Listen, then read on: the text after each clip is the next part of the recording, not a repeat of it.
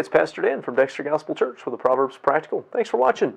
Today's verse begins to look at how we deal with fools. We're in Proverbs 26, verse 4. It says, "Answer not a fool according to his folly, lest thou also be like unto him."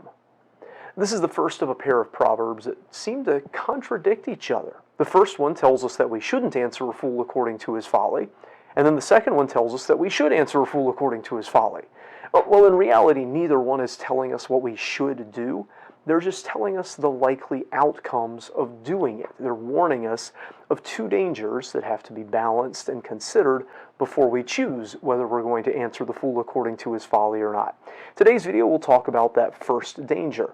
The action is answering a fool according to his folly. So that would be engaging the fool on the subject of his foolishness.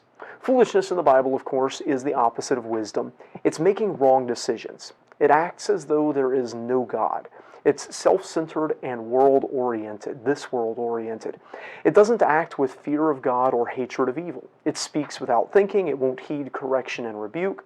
When someone's thoughts and words are patterned this way, when someone's decisions are shaped by folly, they can come up with some very strange notions and live by some things that are obviously foolish as far as we can tell.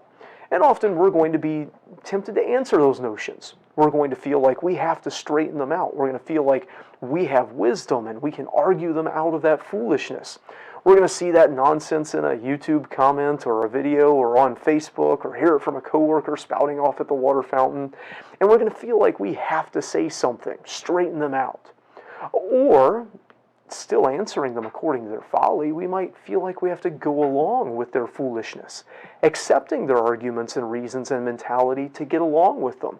So we answer them as though we agreed with them, as though we lived in the same world that they are mentally. That would be another way to answer the fool according to his folly, to accept his presuppositions and work as though his folly is true. Either way, we're interacting with them on the subject of the foolish thing that they think, believe, say, or do. Instead of sidestepping it and avoiding the subject when we talk with them, or just shutting it down so it doesn't go on, we engage with it, interacting with it, and we answer them. But when we enter into those discussions, there's a danger to our own mindset and reputation and even character. The danger to our mindset is that by entering into their argument, whether against their specific position or going along with it for some other reason, that we will accept their presuppositions.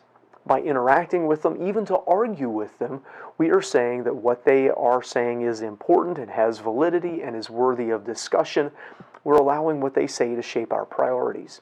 We step into their mental world for a time, and so without even realizing it, we can become more like them. Whether we agree with them for some other end or even argue against them, we become a little more like them by engaging the thing that they're promoting. Sometimes it's just better to disengage completely, to realize we're not even talking the same language, we don't have the same presuppositions, and so we can't have anything to say to each other on that subject, or what they're saying doesn't even dignify a response, and us arguing with them just gives their idea a larger platform. The old saying in marketing is that no publicity is bad publicity, and so even being criticized and argued against sometimes promotes a wrong or a bad idea. The second danger is to our reputation. When we argue about a fool with foolishness or go along with their foolishness to get something else, you know what the onlooker hears, right? They just hear foolishness. Now, sure, sometimes there are incisive arguments to be made. Jesus and the prophets often answered foolishness with wisdom. But I'm not Jesus, and I can't always do that, and neither are you. And there are often times when someone's outrageous position or viewpoint shouldn't even be argued with. Doing so dignifies it, gives it legitimacy, or in the mind of the discerning watcher and listener, just drags us right down there with the fool. The final danger is to our character. When we become embroiled in argument over something foolish, or agree with something foolish for some other end, we're actually resetting our priorities, investing our efforts in things that just don't matter for eternity. And that's foolish.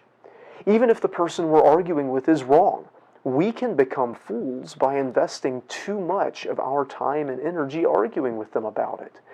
We need to invest our efforts, the the limited little puff of vapor of life that we have here in the places that will do the kingdom of God the most good, where they will result in the greatest eternal reward.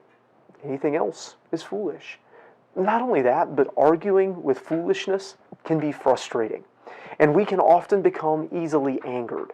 And you know what we do when we are frustrated and angry? We do foolish stuff. We say foolish things ourselves. And so even in arguing against foolishness, we can be foolish ourselves if we let ourselves say, think, or do things that are foolish. There's many times when the wisest thing to say is nothing. The best position to have is none. The best argument is silence. You can't say the wrong thing if you don't say anything. That's not an excuse for cowardice, but it is often an act of wisdom. I hope this video is a help to you. If it is, give it a like. If you haven't already, subscribe to our channel for more like it. Until next time, I hope you stay well and don't get dragged into foolishness.